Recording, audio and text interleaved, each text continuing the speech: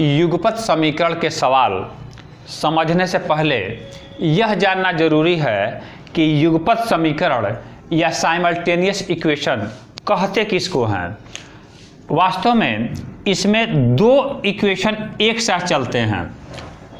युगपत या साइमल्टेनियस का मतलब ही होता है साथ साथ। इसमें दो समीकरण हैं, दोनों समीकरणों की विशेषता क्या है कि इसमें दो अज्ञात राशियां यानी दो चर x और y दोनों ही समीकरणों में हैं।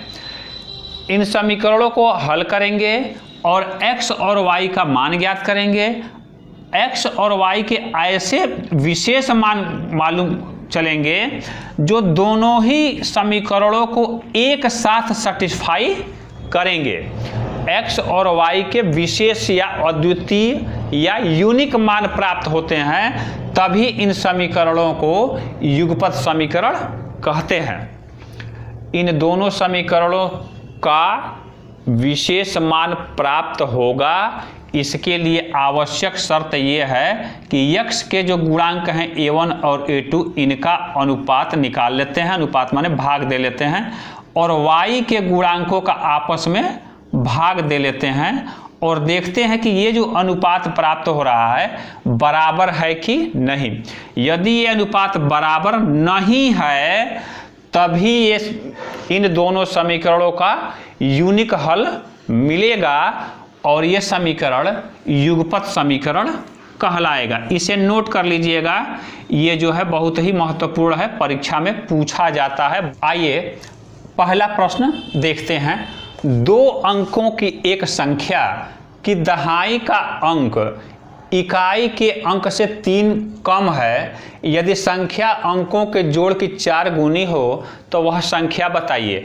जैसा कि अभी हमने समझा है कि युगपत समीकरण में दो अज्ञात राशियां रहेंगी और दो समीकरण भी रहेंगे, तो ऐसे सवालों में दो शर्तें भी रहेंगी। देखिए पहली शर्त क्या है कि दहाई का अंक इकाई के अंक से 3 कम है, और दूसरी शर्त है कि संख्या अंकों के जोड़ की 4 गुनी है। कैसे लगाते हैं? जैसे कहता जाए वैसे समीकरण, दो समीकरण हम बनाएंगे। समझते हैं। दो अंकों की संख्या है, दहाई का अंक और इकाई का अंक। तो पहले तो मान लें कि माना दहाई का अंक x है और इकाई के अंक को y मान लेते हैं।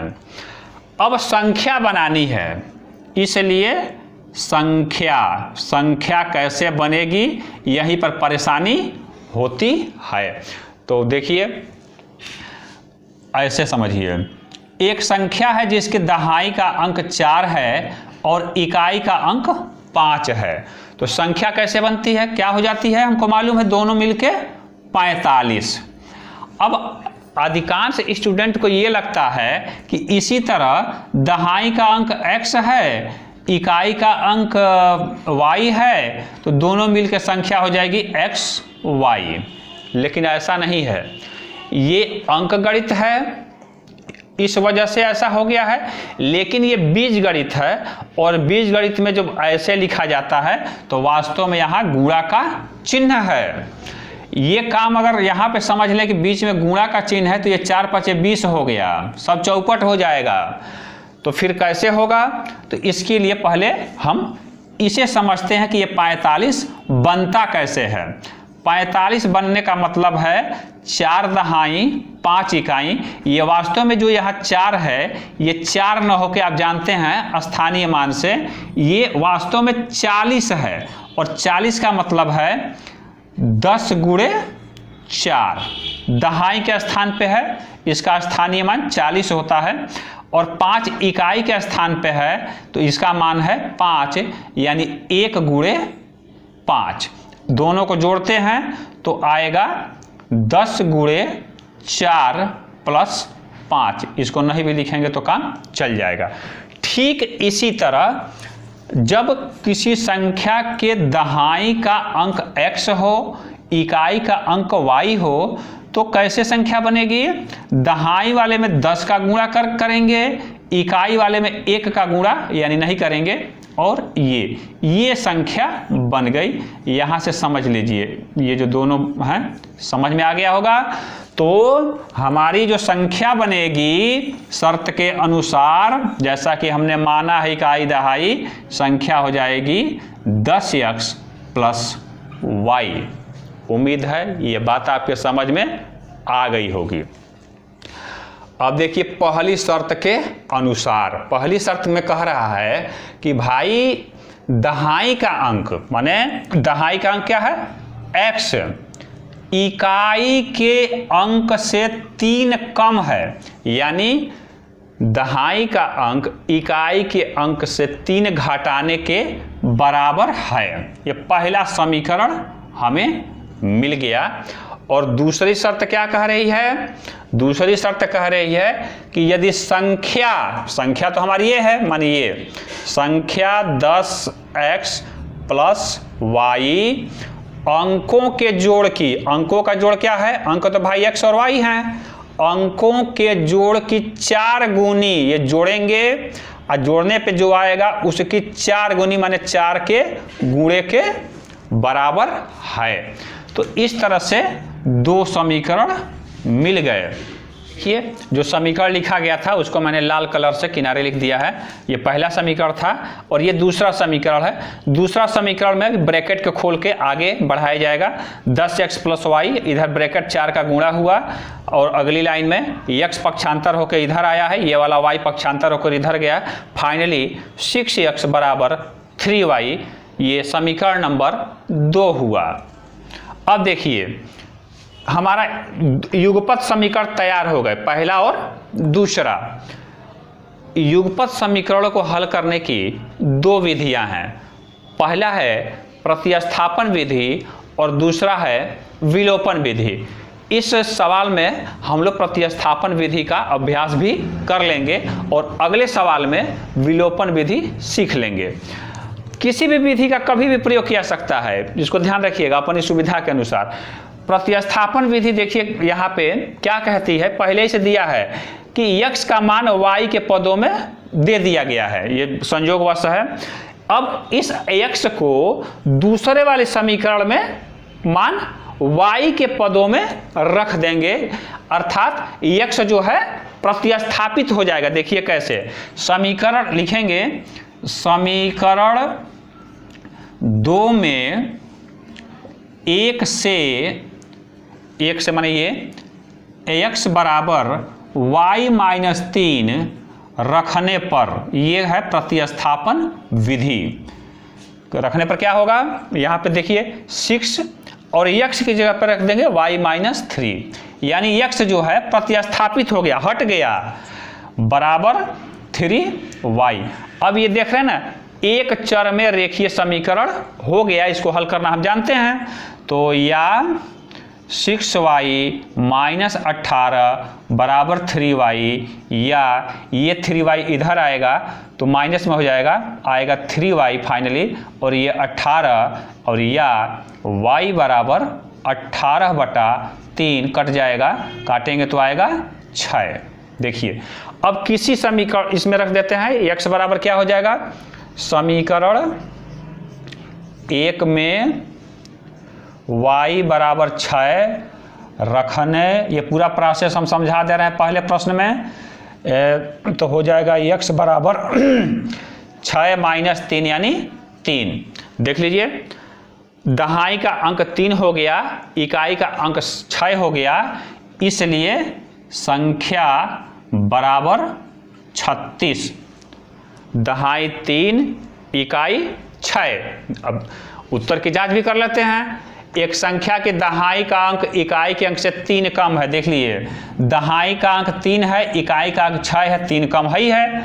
और यदि संख्या के अंकों की जोड़ की संख्या जो है 4 गुनी है, संख्या क्या है 36 है, और अंकों का जोड़ क्या होगा 3 × 6 बराबर 9, 9 चौको 36, यानी संख्या अंकों के जोड़ की 4 गुनी है।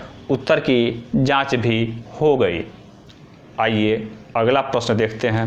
प्रश्न है 2 अंकों की एक संख्या कि अंक का दोगुना है। तो पहली शर्त इतनी बातें पहले ही जैसे रहेंगी। दहाई का अंक x है, इकाई का अंक y है। तो पहला शर्त यह कह रहा है कि दहाई का जो अंक है x, ये इकाई के अंक का दोगुना है। देखिए पहला समीकरण कितना आराम से तैयार हो गया। दूसरा क्या कह रहा है, यदि अंकों के स्थान बदल दिए जाएं। अंकों का स्थान बदलने का मतलब कि जैसे मान लीजिए कि यदि 98 हो तो पलटी मार देंगे तो 8 की जगह पे 9 और 9 की जगह पे 8, यही कहा जा रहा है।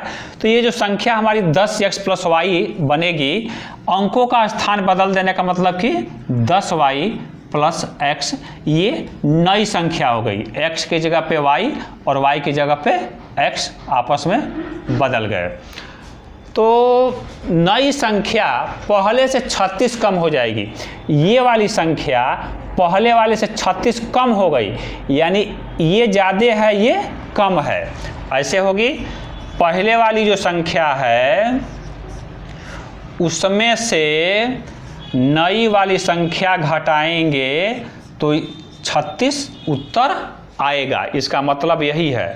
अब इसे हम हल करेंगे। कैसे हल करेंगे, 10x + y ब्रैकेट खुलेगा 10y - x बराबर 36 और घटाएंगे तो 9x और ये -9y बराबर 36, या लिखते रहिएगा, या यहाँ से 9 कॉमन ले सकते हैं। जब कॉमन लेंगे तो x - y बराबर 36, ये 9 दूसरे साइड में जाएगा, काट देगा तो ये 4 हो जाएगा। और यहाँ से हम जल्दी से कर लेते हैं, x - y बराबर 4।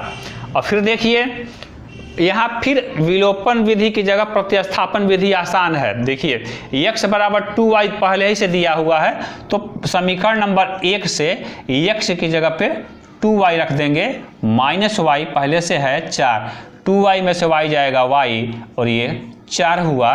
यानी इकाई का अंक जो है 4 आ गया। दहाई का अंक क्या होगा, यहीं से देख लीजिए समीकरण नंबर 1 से, x बराबर 2y यानी 2 × 4 बराबर 8। अतः संख्या क्या हो जाएगी, दहाई का अंक 8 था, इकाई का अंक 4, संख्या आ गई 84। उत्तर की जांच करनी हो तो देख लीजिए, दहाई का अंक इकाई के अंक का दोगुना है और यदि अंकों को आपस में बदल दें तो नई संख्या बनेगी 48, घटाएंगे तो उत्तर आएगा 36। देख लीजिए नई संख्या पहले से 36 कम हो जाती है, यानी उत्तर सही है। अगला सवाल देखते हैं। प्रश्न देखिए, ये अगला प्रश्न है कि किसी भिन्न के अंश और हर में से एक घटाने पर नई भिन्न का मान 1/5 हो जाता है। भिन्न के अंश और हर में एक जोड़ देने पर भिन्न का मान 1/3 हो जाता है। वह भिन्न कौन सी है? जैसा जैसा कहता जाए वैसा वैसा हम लोग करते जाएंगे। माना भिन्न का अंश को मान लेते हैं x है और हर जो है y है, इसलिए भिन्न क्या हो जाएगा, भिन्न हो जाएगा x/y। पहली शर्त यह कह रही है, पहली शर्त से आप लोग पूरा लिख लीजिएगा, अंश और हर में से, अंश में से भी एक घटा दें और हर में से भी एक घटा दें तो नई भिन्न हो जाती है 1/5। यहाँ से क्या करेंगे कि तिरछा गुणा करना पड़ेगा, तो गुणा करेंगे तो आएगा 5x और -5 और इस एक का गुणा y - 1 में उधर चला जाएगा, y को इधर लेते आते हैं 5x -y और इस 5 को उधर ले जाएंगे तो प्लस हो जाएगा, 5 में से 1 घटेगा तो 4 हो जाएगा और ये पहला समीकरण तैयार हो गया। दूसरा समीकरण क्या कह रहा है, दूसरा शर्त, दूसरे शर्त से दूसरा समीकरण बनेगा, भिन्न के अंश और हर में एक जोड़ देने पे, तो जोड़ दिया जाए दूसरी शर्त, ये दूसरी शर्त है, x + 1 कर दें और y में भी यानी हर में भी एक जोड़ दें तो जो नई भिन्न ये प्राप्त हो गई, ये इसका मान है 1/3। फिर तिरछा गुणा करेंगे जैसे पहले राउंड में किए थे, तो 3 का गुणा होगा तो 3x + 3 और ये चला जाएगा इस साइड में तो y प्लस 1, ये क्या करें 3x माइनस वाई, और ये उधर जाएगा तो आएगा -2। ये दो समीकरण हमारे मिल गए। इन समीकरणों को अब हम लोग विलोपन विधि से हल करेंगे ताकि उस विधि का भी अभ्यास हो जाए। ध्यान दीजिएगा, ये जो समीकरण लिखा गया था इसको लाल कलर से हमने लिख दिया है। चाहे तो प्रतिस्थापन विधि से भी हल कर सकते हैं, जैसा कि पिछले प्रश्नों को हमने हल किया है, लेकिन विलोपन विधि से हल करने के लिए क्या करते हैं कि दोनों समीकरणों में x और y के गुणांकों को ध्यान से देखते हैं और देखते हैं कि कोई गुणांक किसी के बराबर तो नहीं है। तो यहाँ संयोग से बराबर है, देखिए -y। यदि बराबर नहीं है तो समीकरणों में कुछ ऐसे नंबर से गुणा करते हैं कि गुणांक बराबर हो जाएं। हम जानते हैं कि किसी भी समीकरण के दोनों पक्षों में एक ही नंबर से गुणा कर दें तो कोई फर्क नहीं पड़ता है। तो आइए संयोगवश ये बराबर है, तो समीकरण 1 में से समीकरण 2 को घटाएंगे ताकि y कट जाए। विलोपन विधि का मतलब ही है कि x और y में से किसी एक को विलोपित कर देते हैं। तो यहाँ लिखेंगे, प्रोसेस को समझ लिए। समीकरण 1 में से समीकरण 2 को घटाने पे या तो माइनस लगा दीजिए, और नहीं तो यहाँ लिख लीजिए समीकरण 1 में से समीकरण 2 घटाने पर। फिर लिखेंगे बढ़िया से, घटाने पर आप जानते हैं, बीजगणित का घटाना पढ़े हैं, पहले से ही आप जानकार हैं कि चिन्ह नीचे वाली लाइन का बदल जाता है। यहाँ +3 था तो माइनस हो गया, यहाँ माइनस है तो प्लस हो जाएगा, यहाँ माइनस है तो प्लस हो जाएगा। -y + y ये खत्म हो गए। विलोपन विधि का यही मतलब है कि x या y को खत्म कर देना है, विलोपित कर देना है, उड़ा देना है। अब देखिए 5x में से 3x घटेगा तो 2x, और यहाँ देखिए 4 में +2 माने जोड़ना है, तो 4 2 6, यहाँ से x बराबर 6/2 काटेंगे तो आ गया 3।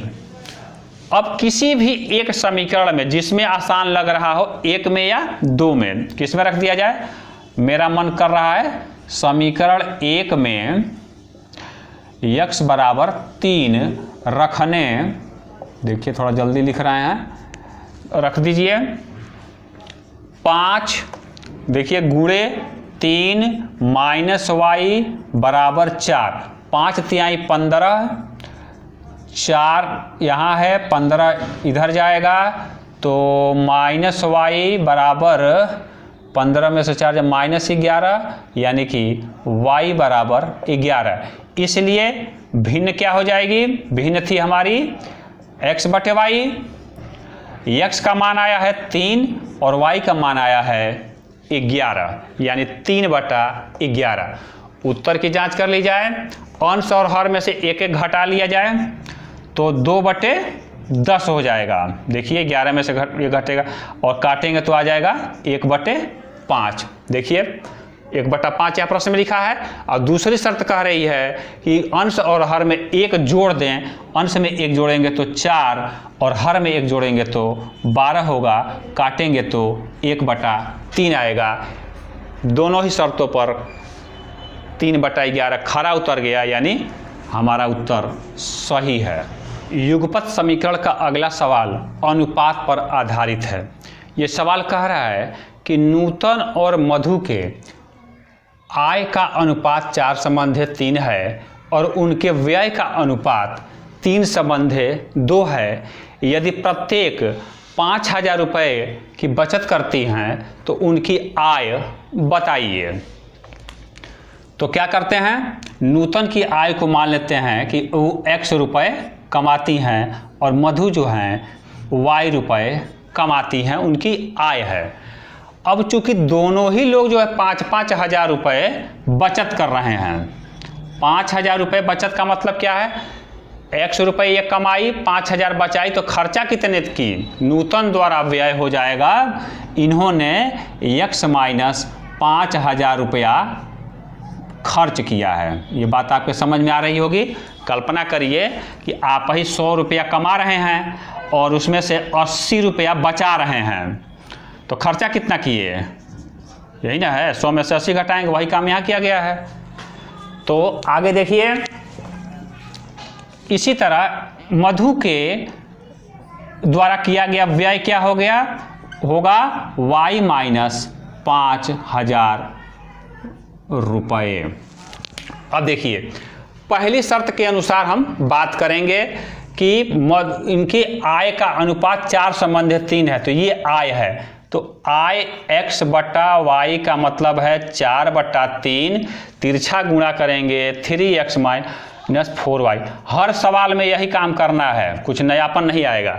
और दूसरा बात क्या कही जा रही है कि इनके व्यय का अनुपात 3 संबंधित 2 है, ये व्यय है, इनका अनुपात निकालेंगे। अनुपात का मतलब आप जानते हैं भाग, तो 5000 बटा y माइनस 5000 बराबर 3/2। तिरछा गुणा करेंगे, थोड़ा लंबा हो सकता है, तो 2x माइनस 5000 का 2 गुना 10,000 बराबर, फिर तिरछा गुणा, ये इधर जाएगा और माइनस गुणा होगा तो 15,000। पक्षांतर करेंगे, 2x माइनस 3y बराबर, ये जाएगा उधर तो माइनस 5,000। ये 2 समीकरण तैयार हुए, इन्हें हमें हल करना है। दो समीकरण को हमने लाल कलर से लिख दिया है। अब इसमें हम लोग विलोपन विधि को अच्छे से समझेंगे। यहाँ कोई भी गुणांक बराबर नहीं है। यहाँ x का गुणांक 3 है, यहाँ x का गुणांक 2 है, यहाँ y का गुणांक -4 है, y का गुणांक -3 है। किसी एक को, चाहे x के चाहे y के गुणांक को हमें बराबर करना होगा। तो हम लोग क्या करते हैं कि x के गुणांक को बराबर करेंगे। तो यहाँ x का गुणांक 3 है और यहाँ 2 है। क्या करते हैं कि 3 और 2 का लघुत्तम लेते हैं। 3 और 2 का एलसीएम जो है, हम लोग लघुत्तम समापवर्त पढ़ चुके हैं, इनका होगा 6। इस 3 को 6 बनाना है और इस 2 को 6 बनाना है।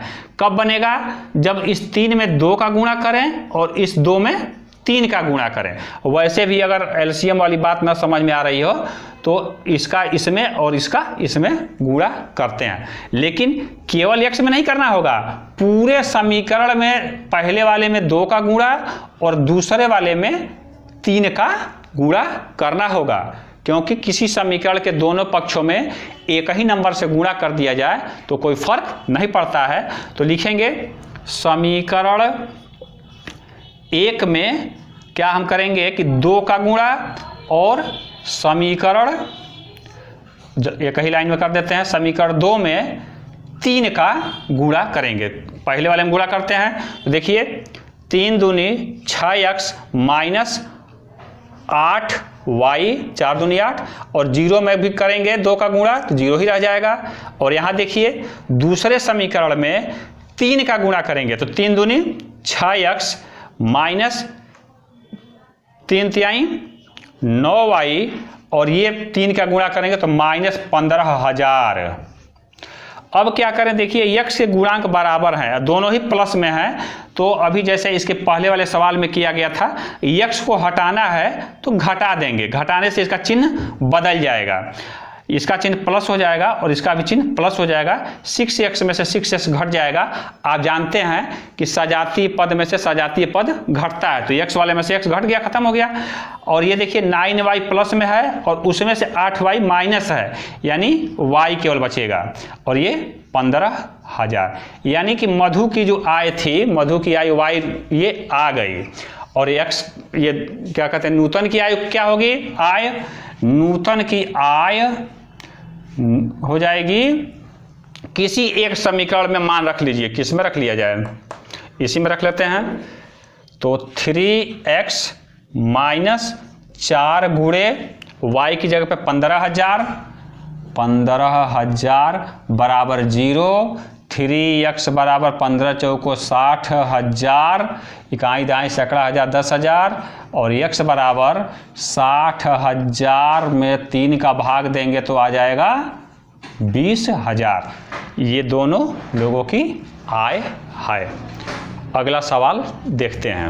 अगला सवाल है 700 को ऐसे दो भागों में बांटिए कि एक भाग का 40% दूसरे भाग के 60% से 80 अधिक हो। तो देखिए, मान लेते हैं पहला भाग x है और दूसरा y है, तो 700 को ही बांटना है, यानी दोनों का जोड़ है x प्लस y बराबर 700। ये समीकरण नंबर 1 आ गया। और दूसरा कह रहा है कि एक भाग का 40%, यानी पहले का 40% जो है वो दूसरे के y के 60% से 80 अधिक है, यानी पहला वाले और दूसरे वाले का अंतर, ये देखिए माइनस है, बराबर 80। पहले वाले का मतलब गुणा। आप जानते हैं 40% माने 40/100 माइनस y 60/100, प्रतिशत के निशान के जगह पे बटा 100 कर देते हैं, बराबर 80। अब काटेंगे, काट लीजिए, ये कट जाएगा 2/5 और यहाँ 3/5। ये सब करने के बाद 2x/5 माइनस 3y/5 बराबर 80, यानी 2x माइनस 3y बराबर, ये 5 उधर जाएगा तो हो जाएगा 400। समीकरण नंबर 2 तैयार हो गया। समीकरण 1 और समीकरण 2 की सहायता से x और y का मान निकाल लीजिएगा। x का मान 500 और y का मान 200 आएगा। प्रश्न है 3 मेज और 5 कुर्सी का मूल्य 1000 रुपये है और 5 मेज और 2 कुर्सी का मूल्य 900 रुपये है, तो एक मेज और एक कुर्सी का मूल्य अलग अलग बताइए। तो मान लेते हैं कि एक मेज का मूल्य x रुपये है और एक कुर्सी का मूल्य y रुपये है। मैं हिंट दे देता हूँ, समीकरण बना दे रहा हूँ। एक मेज का मूल्य x रुपये है, तो 3 मेज का मूल्य निकालने के लिए 3x में 3 का गुणा करना पड़ेगा। एक कुर्सी का मूल्य है y रुपये, तो 5 कुर्सी का मूल्य निकालने के लिए 5 का y में गुणा करना पड़ेगा। और ये 3 मेज और 5 कुर्सी का मूल्य मिला के है 1000। ये देखिए समीकरण नंबर 1 जो है कितना आसानी से तैयार हो गया। दूसरा शर्त ये कह रहा है कि 5 मेज का मूल्य होगा 5x और 2 कुर्सी प्लस 2x बराबर ये 900। समीकरण नंबर 2 भी बड़ी ही आसानी से तैयार हो गया। और दोनों समीकरणों को आप हल करके x और y का मान निकाल लीजिएगा। x का मान आएगा 150 और y का मान आएगा 110, यानी एक मेज का मूल्य है 150 रुपये और एक कुर्सी का मूल्य है 110 रुपये। समीकरण का यह प्रश्न क्षेत्रफल पर आधारित है। इसमें यह कहा जा रहा है कि एक आयत की लंबाई 3 मीटर बढ़ा देने पर और चौड़ाई 4 मीटर कम कर देने पर क्षेत्रफल 72 वर्ग मीटर कम हो जाता है। लंबाई 1 मीटर कम कर दें और चौड़ाई 4 मीटर बढ़ा दें, तब क्षेत्रफल 88 वर्ग मीटर बढ़ जाता है। लंबाई और चौड़ाई बताइए। ये एक आयत है जिसकी लंबाई और चौड़ाई हमने x और y मीटर मान लिया है, तो हम जानते हैं कि आयत का क्षेत्रफल xy वर्ग मीटर लंबाई और चौड़ाई का गुणा होता है। पहली शर्त कह रहा है कि लंबाई 3 मीटर बढ़ा दी जाए, माने 3 जोड़ दिया जाए और चौड़ाई में से 4 घटा दिया जाए, माने y - 4 हो जाए। तो जो नया क्षेत्रफल है, नया क्षेत्रफल क्या हो गया? लंबाई और चौड़ाई का गुणा, x + 3 और y - 4 का गुणा करने पे ये नया क्षेत्रफल आया। तो नया क्षेत्रफल पहले वाले क्षेत्रफल से 72 कम हो जाता है, यानी पहले वाला क्षेत्रफल ज़्यादा है। तो ज़्यादा वाले क्षेत्रफल अर्थात पहले वाले क्षेत्रफल में से नया वाला क्षेत्रफल हम घटाएंगे, तो आएगा 72 आना चाहिए। और देखिए इसका खोल देंगे, गुणा करेंगे, xy माइनस ब्रैकेट लगाए रहेंगे क्योंकि आगे माइनस है, x का y में गुणा होगा, फिर x का 4 - 4 में, 3 का y में गुणा और 3 ये 12 बराबर 72। अगला देखिए X Y minus X Y, bracket के पहले माइनस है तो अंदर के सारे चिन्ह अब बदलते जाएंगे। जैसे ही हम ब्रैकेट खोलेंगे, ये रहा +12 बराबर 72, एक्स वाई से एक्स वाई कटा 4x माइनस 3y, और ये 72 उस साइड में जाएगा तो 72 से घट जाएगा 60 हो जाएगा। इस तरह से समीकरण नंबर 1 आ गया। फिर दूसरी शर्त क्या कह रहा है? दूसरी शर्त यह कह रहा है कि लंबाई 1 मीटर कम कर दी जाए और चौड़ाई 4 मीटर बढ़ा दी जाए। देखिए हमने कर दिया है। तो जो नया क्षेत्रफल आ रहा है, नया क्षेत्रफल का मतलब कि नए लंबाई और चौड़ाई का आपस में गुणा होगा, वो 88 वर्ग मीटर बढ़ जाता है। अर्थात ये जो नया क्षेत्रफल मिला है ये पहले वाले क्षेत्रफल से 88 वर्ग मीटर ज़्यादा है। तो इसमें से ये घटाएंगे तो 88 आएगा। कैसे आएगा? करते हैं y + 4 माइनस एक्स वाई बराबर 88, गुणा करेंगे एक्स वाई, x का गुणा 4 में होगा तो 4x, माइनस 1 का गुणा y में होगा -y, -4 माइनस एक्स वाई बराबर 88, कटेगा तो आएगा 4x माइनस y, और ये 4 माइनस में उधर जाएगा तो 92 हो जाएगा। समीकरण नंबर 2 समीकरण मिल गए। आप इसे किसी भी विधि से हल कर लीजिएगा। x का मान अर्थात लंबाई आएगी 27 मीटर और y अर्थात चौड़ाई आएगी 16 मीटर। अगला सवाल देखते हैं। इस वीडियो का अंतिम सवाल बड़ा ही रोचक है कि एक झुंड में कुछ गाय और कुछ मुर्गियां एक साथ चल रही हैं। उनके सिरों की कुल संख्या 40 है और पैरों की कुल संख्या 130 हो तो गाय और मुर्गियों की संख्या बताइए। और देखिए कोई भी जानवर है चाहे इंसान है, वो जितना होता है उतने ही उसके सिर होते हैं। माने एक आदमी चाहे एक गाय चाहे एक मुर्गी की सिर एक ही होगा। तो मान लेते हैं कि गाय की संख्या x है और मुर्गियां जो हैं टोटल वो y हैं। तो जितनी गाय हैं उतने ही उनके सिर भी हैं, यानी कि कुल सिर है x गायों की और मुर्गियों की कुल सिर है y और उनका योग है 40। ये समीकरण नंबर 1 आ गया। अब दूसरी बात ये कही जा रही है कि पैरों की कुल संख्या 130 है। अब यहाँ थोड़ा समझना है, गाय के 4 पैर होते हैं तो प्रत्येक गाय के 4-4 पैर हैं और गायों की संख्या x है, तो टोटल पैर हो गए गायों के 4x, x में 4 का गुणा करेंगे।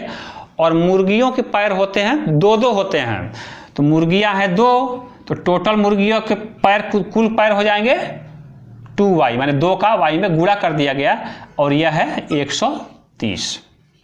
दोनों समीकरण तैयार हो गए। युगपत समीकरण है। क्यों युगपत समीकरण है देख लीजिए। जैसा कि वीडियो के शुरू में ही बताया गया था कि x के गुणांकों का अनुपात यहाँ 1 है, यहाँ 4 है, तो यहाँ x के गुणांकों का अनुपात 1/4 है और y के गुणांकों का अनुपात 1/2 है। ये दोनों बराबर नहीं है, इसलिए ये दोनों युगपत समीकरण हैं। हमने वीडियो में जितना भी सवाल पढ़ा है सभी के सभी युगपत समीकरण ही थे, तभी उनका हल आया था। तो आप इसे हल कर लीजिएगा। गायों की संख्या आएगी 25 और मुर्गियों की संख्या आएगी, करेंगे तो 15। दोनों का जोड़ देखिए 40 है और गाय के पैरों की संख्या हो जाएगी 100 और मुर्गी के पैरों की संख्या 30, 15 दूनी 30, जोड़ेंगे तो 130 आएगा। आपने इस वीडियो को बड़े ही ध्यान से पढ़ा, सुना, देखा, इसके लिए आपको बहुत बहुत धन्यवाद। बने रहिए नेबुला मैथ पर।